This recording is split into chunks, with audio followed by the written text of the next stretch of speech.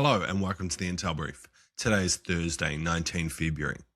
I'm your host Daniel, and today we're going to talk about Deutsche Bahn has been hit by a cyber attack that hit ticket and information systems.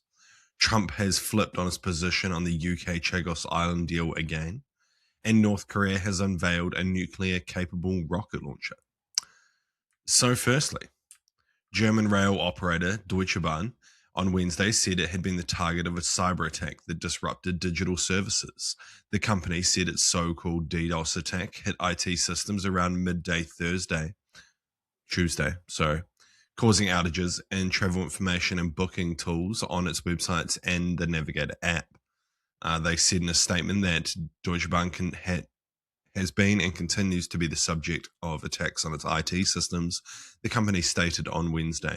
The current attack is specifically targeted at Deutsche Bahn and occurred in waves. The scale of the attack is considerable. So what? I think it's likely that this is a state-based or backed group, as DDoS attacks generally don't make the attackers any money, unlike a malware attack. However, DDoS attacks do flow into malware attacks. So, if it turns out that Deutsche Bahn has been infiltrated by some kind of malware, then it's possible that it is more of a monetary-focused group. After the attack stops, it's likely to be fixed relatively quickly, as the way DDoS attacks work is just essentially sending packets to the servers repeatedly, overwhelming them. So once it stops, eventually it can be fixed relatively quickly. But regardless, it's likely to cause significant disruptions over a few days as things get backed up and trains become an issue. And next, the US President Donald Trump has publicly told UK Prime Minister Keir Starmer that London should not give away the Chagos Islands to Mauritius. Trump took to Truth Social to post about it, calling it a big mistake if the UK hands over the island.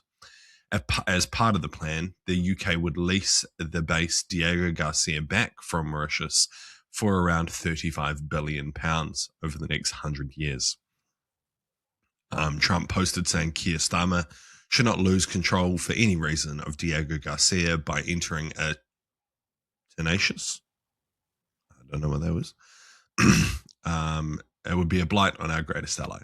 While saying the US will help in defending the UK, London should remain strong in the face of wokeism and other problems being put before them.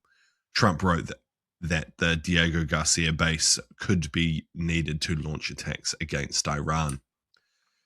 So what? While I agree with Trump that the UK shouldn't give away the island, the flip-flopping is a bit wild. I'm kind of interested to know what Starmer's saying to him behind closed doors that gets him to kind of flop back to allowing them to give away the island. Because it is a stupid fucking idea, right? You're essentially just giving up an island for no apparent reason to people who have never controlled the island, were never habitating the island, and then you're going to pay them large amounts of money to then take the islands back, which you're essentially just giving away money for the sake of it. It all goes back to a UN ruling that British UK control of the island is legal. But, I mean, fuck the UN. So, yeah. We move. And lastly, North Korean leader Kim Jong-un attended a ceremony to unveil a huge multiple rocket launchers capable of firing nuclear warheads, state media reported on Thursday. At the ceremony, Kim said the new 600mm rocket launcher system was unique and appropriate for a special attack that is to accomplish strategic missions, North Korean news agency reported, using a common North Korean euphemism for nuclear weapons. Kim insisted that the launchers were meant as a deterrent against enemies without naming the main adversaries of South Korea and the United States. The Korean neighbors are technically still at war, though an armistice has been in place since 1953. So what? North Korea is just creating Fallout level weapons. It's just crazy. The smaller you make a nuclear weapon, the more dangerous it becomes, right? The easier it is to move, the harder it is to track, which makes it a significant deterrent, which is their plan. And I get it. But, it also makes controlling their whereabouts much harder. So yeah, it raises significant issues around the world. But I mean, they don't give a fuck. So yeah, there's not much we can do about it.